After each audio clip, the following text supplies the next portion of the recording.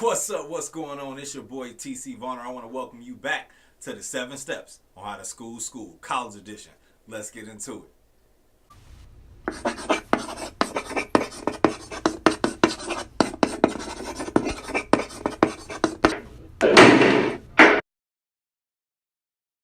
So now we about to start talking about step 3. Where's the money? Okay? Too often people shy away from college because the price is overwhelming. The amount of money that you have to pay is too much. I get it, I understand. But by the end of this video, you will know exactly where's the money. Okay?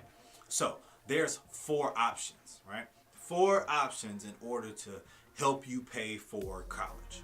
Option number 1, parents. Okay? Sometimes parents can put away money for their kids to go to college, or they can set up different avenues for their kids to receive funding for college. Now, I don't know how your parents are, but my mom didn't have the money to pay for my college, okay? Most parents don't. Nobody has anywhere from $50,000 to $100,000 just to drop on their son or daughter's education. Most people don't, so don't feel bad. I didn't. So, what happens is parents have to choose the option of financial aid, which leads us to option 2, financial aid. Financial aid is a combination between free and not free money. In order to receive financial aid, you need to fill out the FAFSA, which is why option 1 and option 2, meaning option 1, the parents, and option 2, financial aid, is next to each other, because in order for you to receive financial aid, it depends on how much money your parents make. So if your parents make way too much money, you don't get that much financial aid. If your parents make not that much, then you're going to get a decent amount. And if your parents make nothing, then you really luck out and you get everything that financial aid has to offer. Okay, so in reference to financial aid, when I first started out, it was this whole thing where, financial aid took care of you. Financial aid paid for everything in reference to school. No, that is not true. Financial aid is broken up in 2 parts. Like I said, free money and not free money. Your free money is what's called Pell Grants.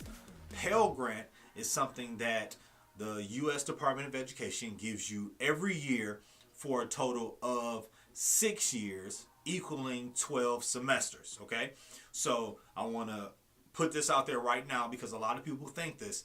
You do not get financial aid the whole time you're in school if you go past that 6-year mark, okay? So I need you to understand that. I need you to know that. The amount that you get for Pell Grant, the amount that you get every year for the span of 6 years, equaling 12 semesters, is, as it stands right now, and it tends to go up a little bit each year. As it stands right now, it is $5,920, $5,920. We're going to round that to $6,000 when I break down the numbers for you in this video. Now, typically, financial aid, meaning the Pell Grant, does not cover your duration from start to finish, every single class, staying on campus. It doesn't cover that when you're staying at a university. I'm about to break those numbers down for you. Look at your screen and we'll go through it. So, if you can remember, there was a formula that I gave you in the last video in reference to cost per credit. If you don't remember this formula, cost per credit times the number of credits for the class equals the total dollar amount for the class. We're going to call this the CPC formula, cost per credit formula. Using Wayne State as the example, this is your first year, first semester, and you're classified as a freshman. Now, in reference to cost per credit, most universities will say that you're in the lower bracket. And I know you're like, what's the lower bracket? Lower bracket and upper bracket is what they classify freshmen, sophomore, junior, and seniors. Freshman and sophomore is what is called the lower bracket.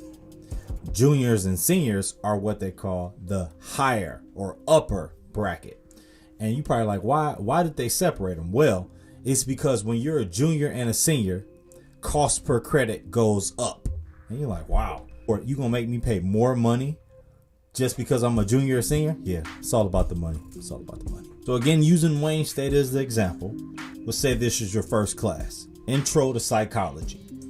You're in what is called the lower bracket based on you being a freshman.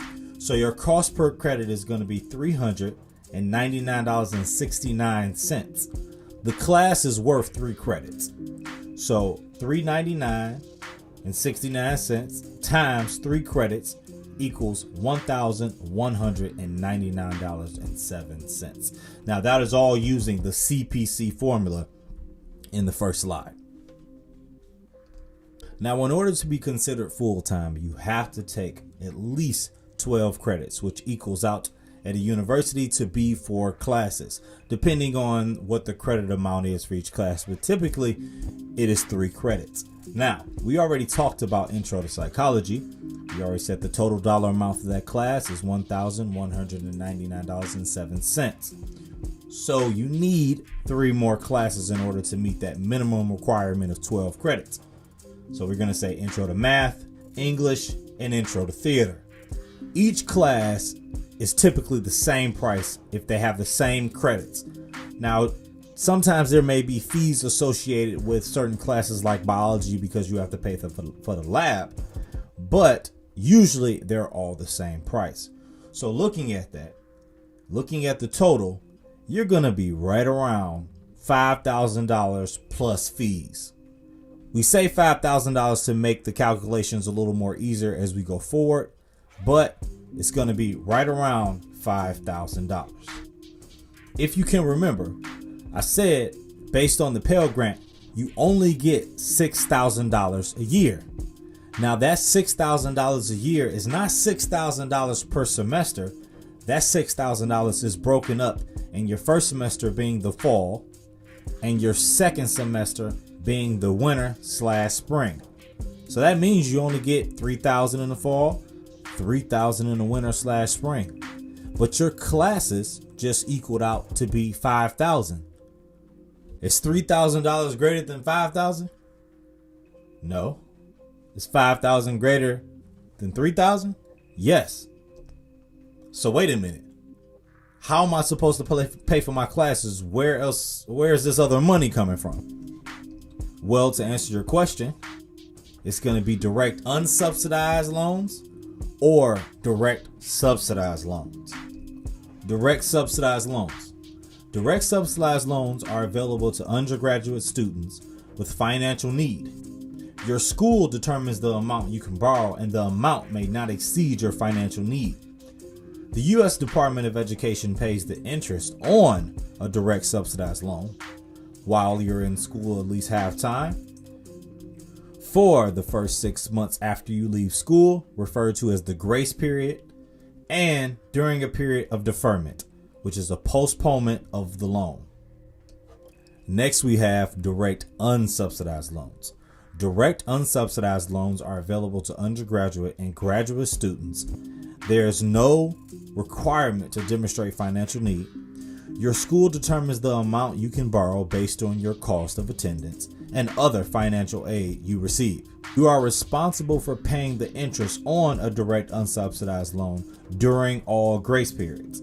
If you choose not to pay the interest while you're in school and during grace periods and deferment or forbearance periods, your interest will accumulate, and be capitalized. That is, your interest will be added to the principal amount of your loan.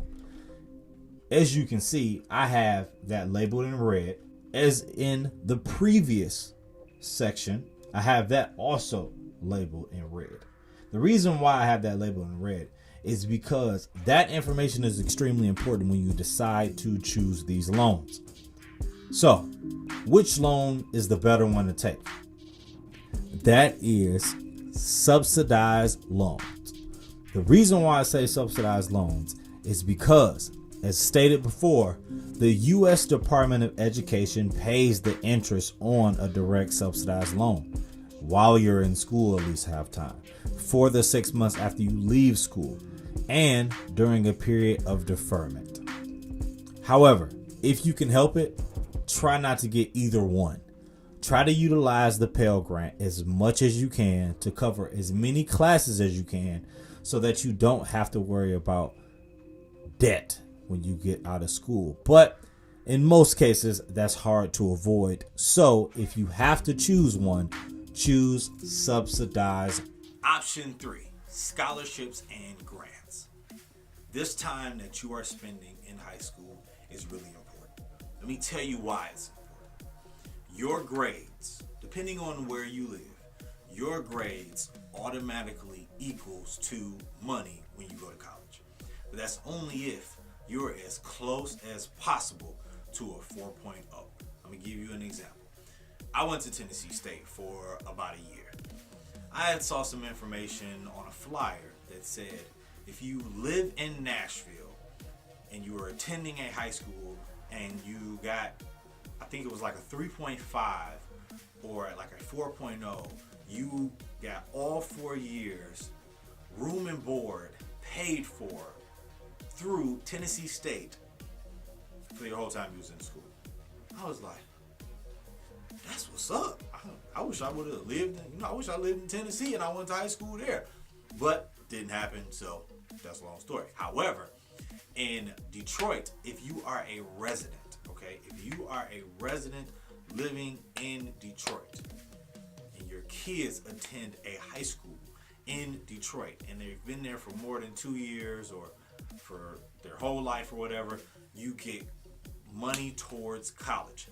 Now, that program is called the Detroit Promise. All those details you can look up online. All that stuff's there.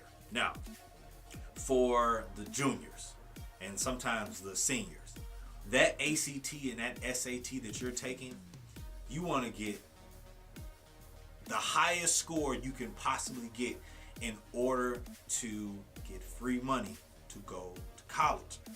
When you get a good score, they give you more money. I personally hated standardized tests. I hated them. I couldn't stand them. I didn't like it. How you gonna quiz me on stuff that I ain't even go over in school? That's how I felt. I didn't like standardized tests. I completely understand. However, there are so many tools out there to help you get the best possible grade on this test. Do it. Take it. Take it serious because it's free money. It's free money. And you're going to need all the free money you can get going to. Okay, so I was never one to do the whole look up scholarships online. However, I tell you this, because you may be different than me. Go online and look up scholarships.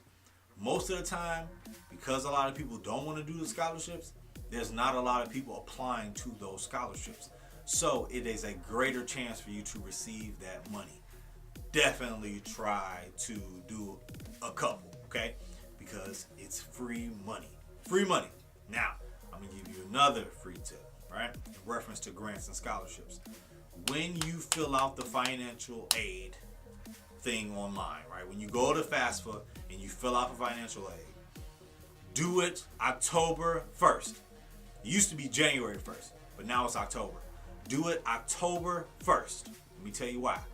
When I went to Tennessee State, I was sitting in a financial aid office, and the lady asked me, hey, when did you fill out the FAFSA? I said I filled out the FAFSA January 1st. She was like, okay, cool, you get money for that. I was like, what? It's like, yeah, you get a grant for how early you fill out the FAFSA fill out. And I was like, I didn't know that. So, hidden secret, I'm gonna let you know this. Fill out the FAFSA. Fill out the FAFSA. As soon as it comes out, October 1st, fill out the FAFSA. Trust me, secret money. Schools got little secret compositories of money.